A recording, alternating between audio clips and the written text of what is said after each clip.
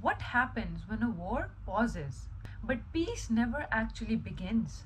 For 21 hours, the United States of America and the Islamic Republic of Iran sat face to face in Islamabad. The world waited, markets held their breath, and oil prices hovered. And then, nothing. No deal, no breakthrough. Just a fragile ceasefire ticking towards April 22, and the growing risk that everything could collapse again. So the real question is, was this diplomacy or just a pause before the real escalation? And so with that, I welcome you to another episode of Bridging Perspectives with Tanya Rana, where today we will be talking about the updates on the US-Iran ceasefire and what has sprung out of those 21-hour talk. In order to know the real update, we must first break down the talks that happened. And so a question arises. What exactly were the talks happening in those rooms in Islamabad? Since the talks ended without an agreement, no roadmap, no compromise, no next step. Instead, both sides walked away pointing at each other. The United States blamed Iran and Iran blamed the United States. And the gap between them, still wide as ever.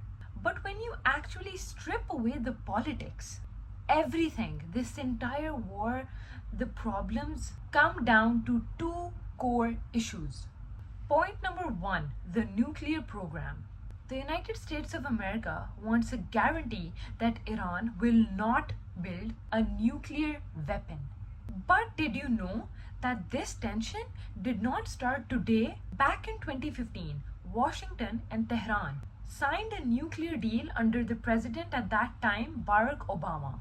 Iran agreed to limit uranium enrichment to 3.67% in exchange of some sanctions relief. Then everything changed. Donald Trump withdrew from the deal in 2018 and reinstated sanctions. Since then, Iran has ramped up the enrichment by 60%, much closer to the 90% needed for a nuclear weapon. Trump has also pushed for the enriched uranium to be removed completely. And during the recent conflict, the United States even struck Iran's key nuclear sites, claiming that the program has been severely damaged. Yet months later, preventing Iran from going nuclear remains one of Washington's main war objectives. So in simpler terms, today's deadlock is rooted in years of broken agreements and rising distrust.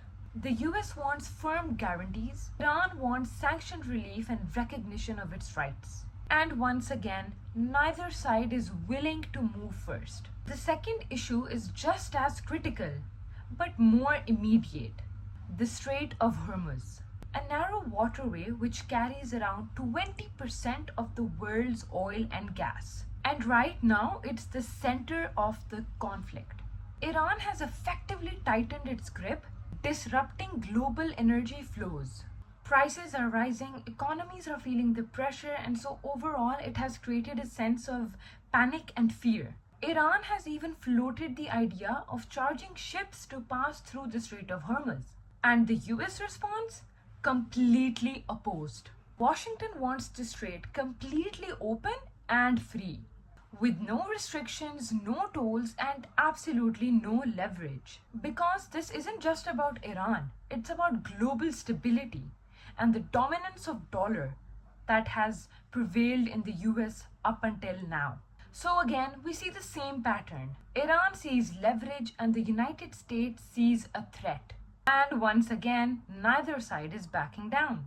And so with all of this, where does the United States truly stand? From the US perspective, everything is about control and prevention. The Vice President of the United States, J.D. Vance, made it very clear when he said, "We need to see an affirmative commitment that they will not seek a nuclear weapon, and they will not seek the tools that would enable them to quickly achieve a nuclear weapon." At the same time, President Donald Trump signaled something very interesting. He suggested that the deal isn't even necessary and that the United States has already won. That kind of messaging matters because it raises a serious question. Is the US negotiating for peace or from a position of dominance?